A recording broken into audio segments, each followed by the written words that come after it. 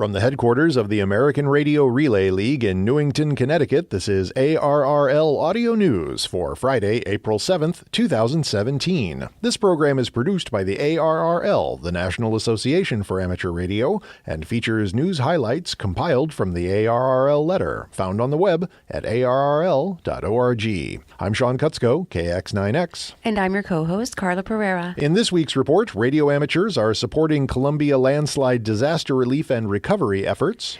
The ARRL Entry-Level License Committee digs in to study its survey results. And Midway and Curry Islands are placed on the list of deleted DXCC entities. These stories and others, plus Bruce Page, KK5DO, with this week's satellite update, all coming up now. Hi, I'm ARRL member Dolores Wadsworth, KC8IAN of Wayne, Michigan, and you're listening to ARRL Audio News.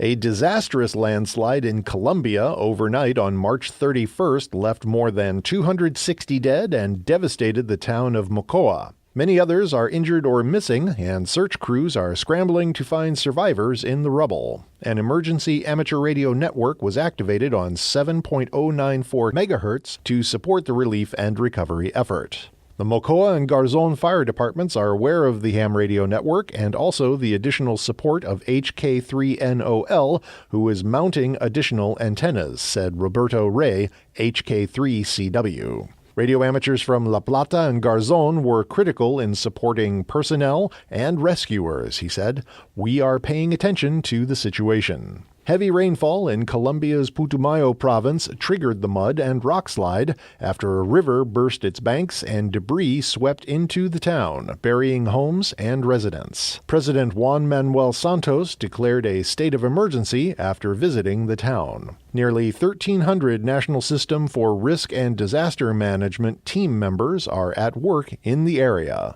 A flotilla of aircraft, vehicles, and watercraft has been deployed for the effort. More information on this developing story will be posted on the ARRL website as soon as available.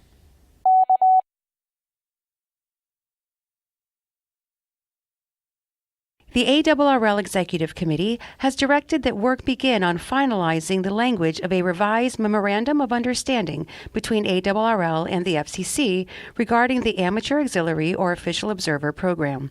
The EC met on March 25th in Aurora, Colorado. The panel, which acts on behalf of the ARRL Board of Directors between its regular meetings, heard an update on the Official Observer Program Revitalization Study from ARRL Second Vice President and Committee Chair Brian Melshowski, N5ZGT, who said his committee plans to present final recommendations later this year on revamping the Amateur Auxiliary for ultimate consideration by the full board. In his remarks, General Counsel Chris Imlay, W3KD, was complimentary of new FCC Chairman Ajit Pai and told the EC he thinks enforcement efforts may be more successful in the future due to the new chairman's interest in the issue. Imlay also said the new chief of the Enforcement Bureau, Michael Karowitz, is reported to be amateur-friendly. He told the EC that he foresees a potential window of opportunity for improved spectrum enforcement work, as well as the opportunity to build a stronger working relationship with the FCC on all issues. The ARRL Board of Directors Entry-Level License Committee is preparing for a deep dive into what turned out to be an overwhelming response. Committee Chair and New England Division Director Tom Fernay, K1KI, said the survey's 8,000 responses, when perhaps 1,500 were anticipated, reflects the high degree of interest in the overall topic. Established by the board in 2016, the committee has been gathering input from the amateur community with an eye toward recommending either a makeover of the technician license or an altogether new entry-level amateur radio license class. For his part, Fernay started out thinking that a new entry-level license would be the answer, but now he's leaning more toward revamping the technician license, in part because he thinks the FCC may be reluctant to create a fourth license class after whittling the number to 3 in 1999. The current technician license is mainly a VHF-UHF license, Fernay pointed out, with limited privileges on HF, where he believes a lot of newcomers would prefer to operate. Either the test covers material that's not needed for a newcomer, or the privileges don't match well enough with what a newcomer needs to see in ham radio in order to decide whether to continue, Fernay said. Technician licensees have only CW privileges on HF below 10 meters, and CW isn't even a requirement anymore, Fernay pointed out. He suggested some HF digital privileges may provide one incentive. The committee has only looked at the first several thousand survey responses, Fernay said. The hard work lies ahead. It's going to take a little time to sort through it all, Fernay allowed, adding that the committee hopes to have a report to the board of directors in July. Online, via podcast, and on repeaters around the world, you're listening to ARRL Audio News.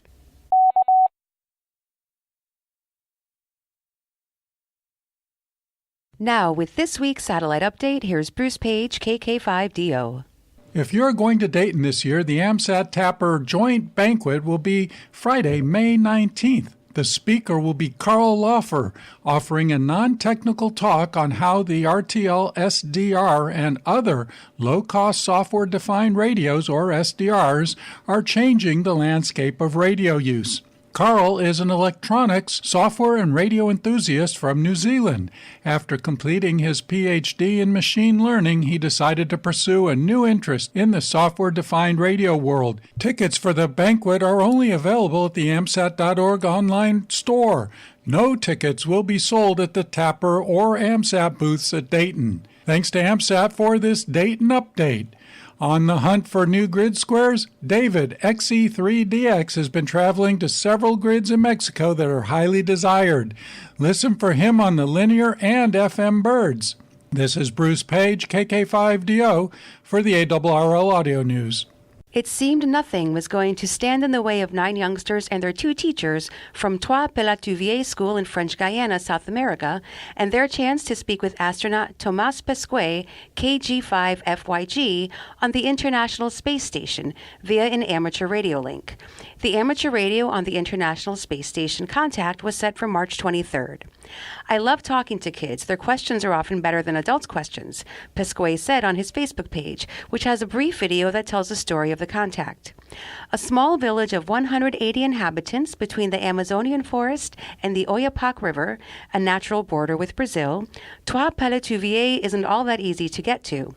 It is accessible only by dugout canoe, and the voyage takes about an hour. At the school, there is no electricity during the day, no internet, and only recently has telephone service become available. The village population is exclusively Native American, many residents having strong ties with Brazil.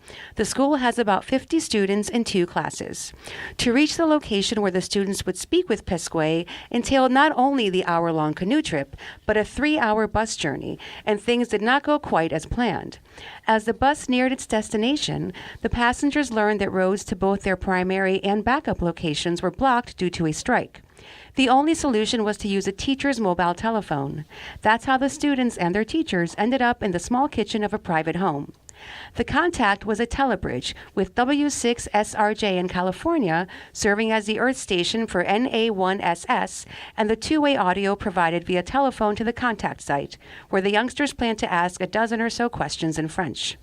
Notwithstanding a series of obstacles, the radio conversation between the students and astronaut Thomas Pesquet was a success, one of the teachers said. This was amateur radio at its best.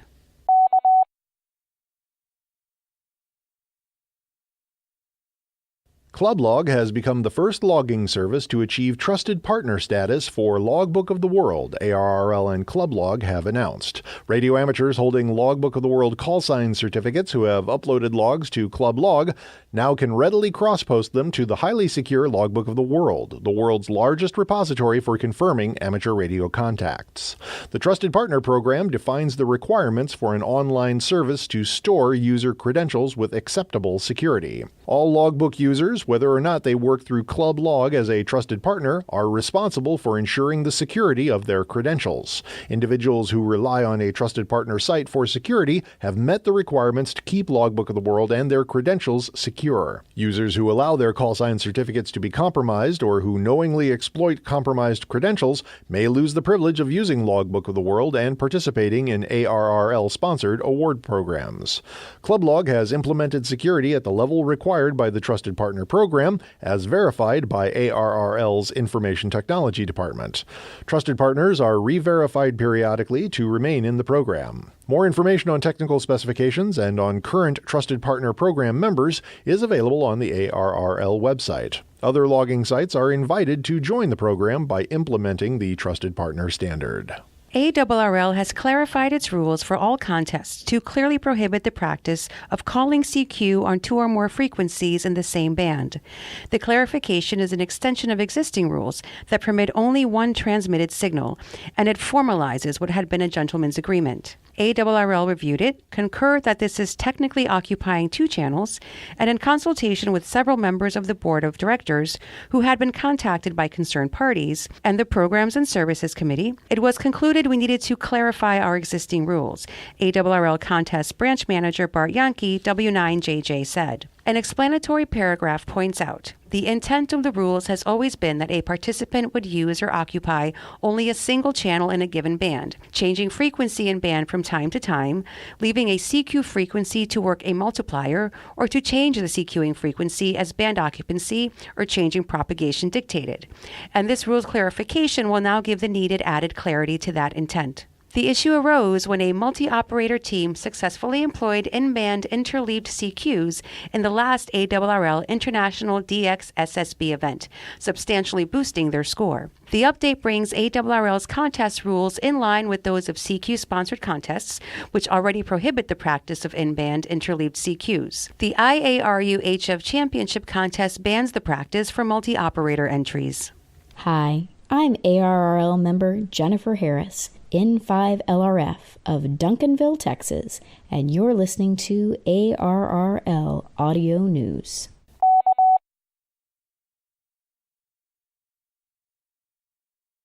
Midway and Curry Islands have been placed on the list of deleted DXCC entities, effective as of August 26, 2016. This came about as an unintended consequence of action last summer by then-President Barack Obama that expanded the Papahānaumokuākea Marine National Monument to include the northwestern Hawaiian Islands west of Niue Island, making it the largest contiguous protected conservation area under the U.S. flag. Midway, KH4, had qualified for DXCC status by virtue of its being governed by a separate administration. Because it is now under the administration of Papahānaumokuākea Marine National Monument, it becomes a deleted entity. Approximately 50 people live on Midway, including U.S. Fish and Wildlife Service staffers and contractors. The Battle of Midway, a turning point in the Allied World War II Pacific campaign, took place in June 1942.